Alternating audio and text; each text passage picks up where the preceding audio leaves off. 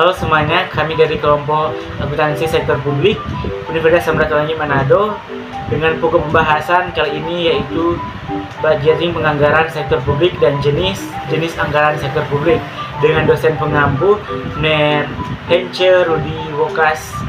Dengan anggota kelompok yang pertama ada saya sendiri, Irmando Michael Joni Johannes Sambeka dengan NIM 2106 1104 0166. Yang kedua ada Megawati Hari dengan NIM 2106 1104 0185. Yang ketiga ada Messi Tirukan dengan NIM 2106 1104 0186. Dan ada Mega Malonda dengan NIM 2106 1104 0184. Dan ada Keisha Walean dengan NIM 2106 1104 0173. Dan yang terakhir ada Frelia Tengku Ali dengan NIM 2106 1104 0155. Kita masuk ke bagian perkembangan anggaran sektor publik. Secara garis besar terdapat dua pendekatan utama dalam perencanaan dan penyusunan anggaran sektor publik yang memiliki perbedaan mendasar, yaitu yang pertama, anggaran tradisional atau anggaran konvensional. Yang kedua, pendekatan baru yang sering dikenal dengan pendekatan New Public Management. Kita masuk ke bagian anggaran tradisional. Anggaran tradisional memiliki ciri-ciri sebagai berikut. Yang pertama, cara penyusunan anggaran yang didasarkan atas pendekatan inkrementalis. Yang kedua, struktur dan susunan anggaran yang bersifat line item. Yang ketiga, cenderung sentralistis. Yang keempat, bersifat spesifikasi. Yang kelima, tahunan. Yang keenam, menggunakan prinsip anggaran bruto. Yang ketujuh, struktur dan susunan anggaran yang bersifat line item. Kelemahan anggaran tradisional. Yang pertama, hubungan yang tidak memadai antara anggaran tahunan dengan rencana pembangunan jangka panjang. Kedua, pengeluaran tidak pernah diteliti secara menyeluruh efektivitasnya. Ketiga, lebih berorientasi pada input daripada output. Keempat, sekat-sekat antar departemen yang kaku membuat tujuan nasional secara keseluruhan sulit dicapai. Dan yang kelima, proses anggaran terpisah untuk pengeluaran rutin dan pengeluaran modal atau investasi. Berikut karakteristik umum. Yang pertama, komprehensif atau komparatif.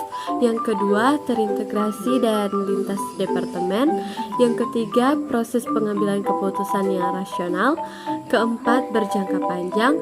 Yang kelima, spesifikasi tujuan dan perankingan prioritas. Keenam, analisis total cost dan benefit. Ketujuh, berorientasi input, output, dan outcome. Kedelapan, adanya pengawasan kinerja. Nah, selanjutnya proses implementasi ZBB. Yang pertama, identifikasi unit-unit keputusan. Yang kedua, penentuan paket-paket keputusan. Dan yang ketiga, meranking dan mengevaluasi paket keputusan. Yang berikut keunggulan ZBB.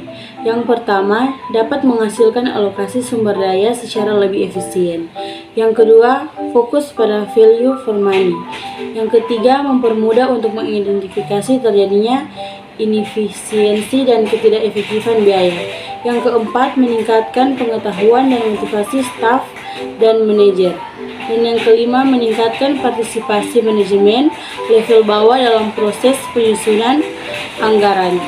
Yang keenam, merupakan cara yang sistematik untuk menggeser status quo dan mendorong organisasi untuk selalu menguji alternatif aktivitas dan pola perilaku biaya serta tingkat pengeluaran. Yang selanjutnya ada kelemahan dari ZBB.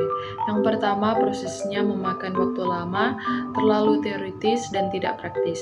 Yang kedua, cenderung menekankan manfaat jangka pendek. Dan yang ketiga, implementasi membutuhkan teknologi yang maju.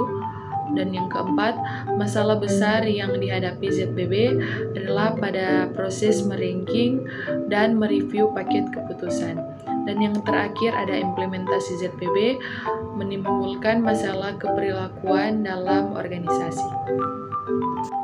Selanjutnya, planning, programming, dan Budgeting System atau biasa disingkat PPBS.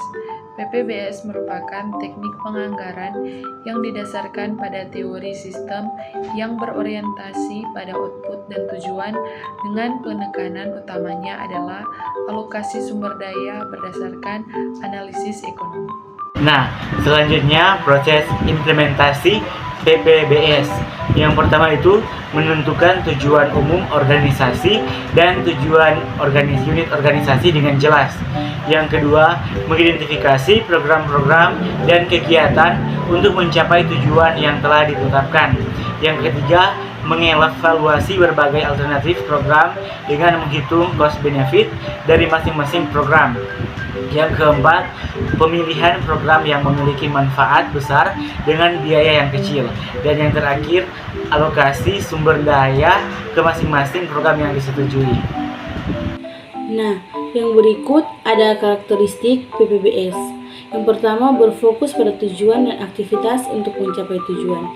Yang kedua, PPBS berorientasi pada masa depan. Yang ketiga, mempertimbangkan semua biaya yang terjadi. Dan yang keempat, dilakukan analisis secara sistematik atas berbagai alternatif dan program. Yang berikut keunggulan PPBS. Yang pertama, memudahkan dalam pendelegasian tanggung jawab dari manajemen ke puncak manajemen menengah. Yang kedua, dalam jangka panjang dapat mengurangi beban kerja.